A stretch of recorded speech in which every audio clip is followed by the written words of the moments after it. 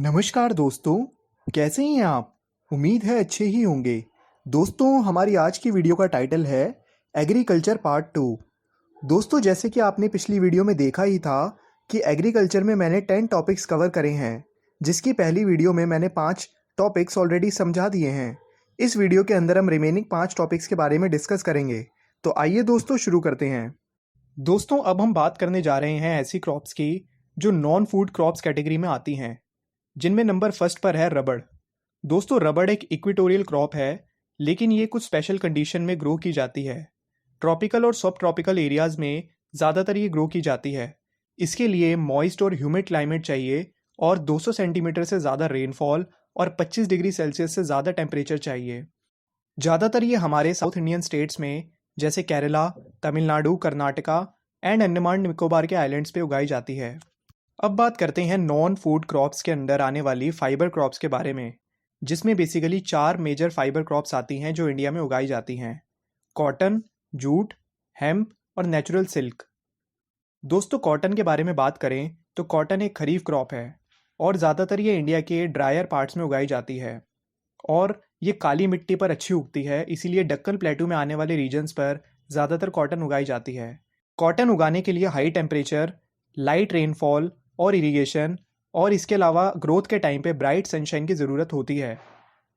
Cotton उगाने वाली ज़्यादातर स्टेट्स हैं महाराष्ट्र, गुजरात, मध्य प्रदेश, कर्नाटका, आंध्र प्रदेश, तमिलनाडु एटसेट्रा। अब बात करते हैं दूसरी फाइबर क्रॉप यानी जूट की। दोस्तों, जूट ज़्यादातर वेल ड्रेन फर्टाइल सॉइल्स के अंदर उगाई जाती है, यानी जहाँ पे मिट्टी हर साल रिन्यू होती है, यानी उसकी फर्टिलिटी दोबारा से बनती है। ज़्यादातर जूट प्रोड्यूसिंग स्टेट्स हैं वेस्ट बंगाल, बिहार, असम, उड़ीसा एंड मेघालय। दोस्तों, अगर हम जूट से इस्तेमाल की जाने वाली चीज़ों की बात करें तो जूट से बेसिकली कई सारी चीज़ें बनती हैं, जैसे Ghani bags, mats, ropes, yarn, carpets और बहुत तरीके के आर्टिफैक्ट्स। आइए अब बात करते हैं टेक्नोलॉजिकल एंड इंस्टीट्यूशनल रिफॉर्म्स की। दोस्तों, रिफॉर्म्स का मतलब जैसे हम जानते हैं कि जब भी किसी प्रोग्राम या फिर किसी सोसाइटी में या फिर किसी सिस्टम के अंदर कुछ अच्छा चेंज करना होता है तो उसको रिफॉर्म बोलते हैं। ऐसे ही एग्रीकल्चर की बिगड़ी हालत को सुधारने के लिए हमारी गवर्नमेंट ने कई तरीके के रिफॉर्म्स किए। अगर मैं प्रेजेंटली बात करूं तो ऑलमोस्ट 60% इंडियन पॉपुलेशन एग्रीकल्चर पर डिपेंड है। इंडिपेंडेंस के बाद कई तरीके के इंस्टीट्यूशनल रिफॉर्म्स किए गए हैं, जैसे collectivisation, consolidation of holdings, cooperation and abolition of zamindari, यानी ज़मींदारी सिस्टम को बहुत ही कम लेवल पर लेकर आना, यानी उसे तकरीबन ख़त्म कर देना। इन सब चीज़ों को प्रायोरिटी दी गई है।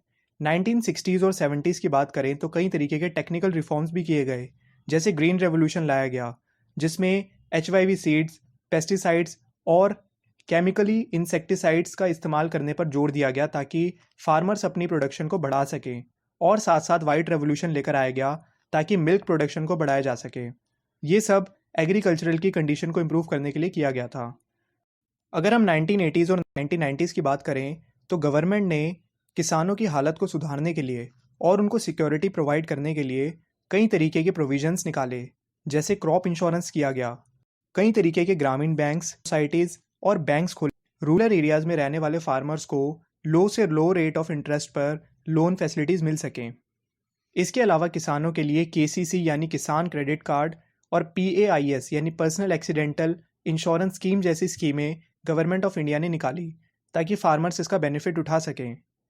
फार्मर्स को अपनी वेदर कंडीशंस के लिए अपडेट रहने के लिए कई तरीके के स्पेशल वेदर बुलेटिन्स और एग्रीकल्चरल प्रोग्राम्स भी फार्मर्स के लिए गवर्नमेंट ने प्रोवाइड करवाए, जिन्हें रेडियो और टेलीविज़न पे दिखाया जाता है।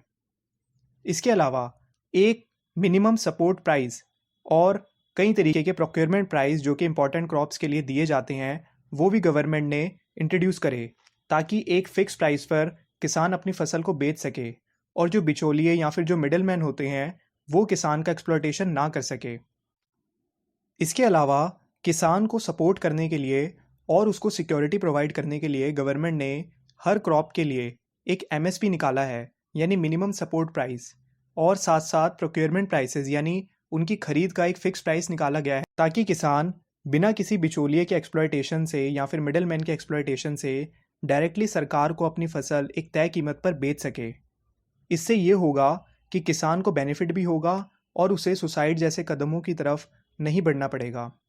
आइए दोस्तों, अब हम बात करते हैं अपने अगले टॉपिक यानी contribution of agriculture to the national economy, employment and output. यानी हमारी नेशनल इकोनॉमी और एम्प्लॉयमेंट में एग्रीकल्चर का क्या कंट्रीब्यूशन है। अगर हम 2010 और 11 के आंकड़ों को देखें तो पूरे देश की 52% वर्कफोर्स फार्म सेक्टर में एम्प्लॉयड थी, यानी एग्रीकल्चर में एम्प्लॉयड थी। पिछले कई सालों में हमारी इंडिया की जीडीपी ग्रोथ लगातार बढ़ती रही है, लेकिन इसके बावजूद एग्रीकल्चरल में एम्प्लॉयमेंट अपॉर्चुनिटीज़ क्रिएट नहीं हो पाई हैं जैसी चाहिए। आइए अब बात करते हैं फूड सिक्योरिटी की। दोस्तों, गवर्नमेंट ने national food security system develop किया जिससे कि हर एक सिटीज़न को फूड सिक्योरिटी प्रोवाइड हो सके। इस सिस्टम के अंदर दो तरीके के कंपोनेंट्स हैं। पहला है बफर स्टॉक और दूसरा है पीडीएस यानी पब्लिक डिस्ट्रीब्यूशन सिस्टम। दोस्तों, फूड कॉरपोरेशन ऑफ इंडिया, जिसकी शॉर्ट फॉर्म एफसीआई है, वो क्रॉप की प्रोक्योरिंग और स्टॉकिंग यानी उसकी खरीद और उसको स्टॉक करने के लिए रिस्पॉन्सिबल है। इसके अंदर पीडीएस सिस्टम आता है यानी पब्लिक डिस्ट्रीब्यूशन सिस्टम। ये देखती है कि पीडीएस ढंग से फॉलो हो रहा है कि नहीं। दोस्तों, पीडीएस एक तरीके का प्रोग्राम है जिसमें ऐसी कमोडिटीज़ जो रूरल एरियाज़ और अर्बन एरियाज़ में रहती हैं, यानी ऐसे गरीब लोग जो रूरल और अर्बन एरियाज़ में रहते हैं, उन तक बहुत ही कम कीमत पर फूड ग्रेन्स प्रोवाइड हो सके, ये वो चीज़ चेक करती है। इसके अलावा नेशनल फूड सिक्योरिटी सिस्टम के कुछ ऑब्जेक्टिव्स हैं, जिनमें उसका पहला ऑब्जेक्टिव है कि अफोर्डेबल प्राइस पर हर किसी को फूड ग्रेन्स प्रोवाइड हो सकें, गरीब से गरीब इंसान को भी फूड मिल सके।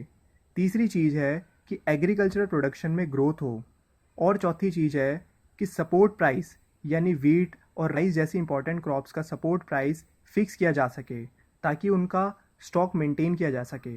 दोस्तों, अब हम अपने लास्ट टॉपिक पर आने वाले हैं जिसका टाइटल है impact of globalisation on agriculture. दोस्तों, 1990 के बाद हमारे इंडियन फार्मर्स के सामने ग्लोबलाइजेशन की वजह से एग्रीकल्चर में कई सारे चैलेंजेस आए। जैसे उस टाइम पे इंडिया के एग्रीकल्चरल प्रोडक्ट्स इंटरनेशनल लेवल पर कम्पीट नहीं कर पा रहे थे, क्योंकि ज़्यादातर डेवलप कंट्रीज़ के अंदर फार्मर्स को बहुत ज़्यादा सब्सिडी मिली हुई थी, यानी उनको एग्रीकल्चरल में गवर्नमेंट की तरफ से बहुत ज़्यादा बेनिफिट्स मिले हुए थे। खैर, धीरे धीरे करके जेनेटिक इंजीनियरिंग की डेवलपमेंट हुई, जिसकी वजह से एग्रीकल्चरल प्रोडक्शन में बहुत बड़े लेवल पर राइज हुआ। और आजकल हम ऑर्गेनिक फार्मिंग से तो वाकिफ़ ही हैं, जो कि इन दिनों फैशन में है, जिसके अंदर केमिकल्स जैसे फर्टिलाइज़र और पेस्टिसाइड्स का इस्तेमाल नहीं किया जाता है ताकि ये एनवायरनमेंट को नेगेटिव मैनर में ना इफ़ेक्ट कर सके। इंडियन फार्मर्स की बात करें तो उन्होंने अपने क्रॉपिंग पैटर्न को भी चेंज किया है। आज इंडियन फार्मर्स कई तरीके की क्रॉपिंग पैटर्न्स का इस्तेमाल करके अनाज से लेकर हाई वैल्यू क्रॉप्स उगा रहे हैं, जिससे ना सिर्फ इनकम बढ़ती है बल्कि एनवायरनमेंट की डिग्रेडेशन भी धीरे धीरे कम होती है। तो उम्मीद है दोस्तों, आपको इस वीडियो का एक्सप्लेनेशन समझ में आ गया होगा। आपसे मिलेंगे अगली वीडियो में, तब तक के लिए देखते रहिए खेल खेल में ज्ञान। Okay, thank you.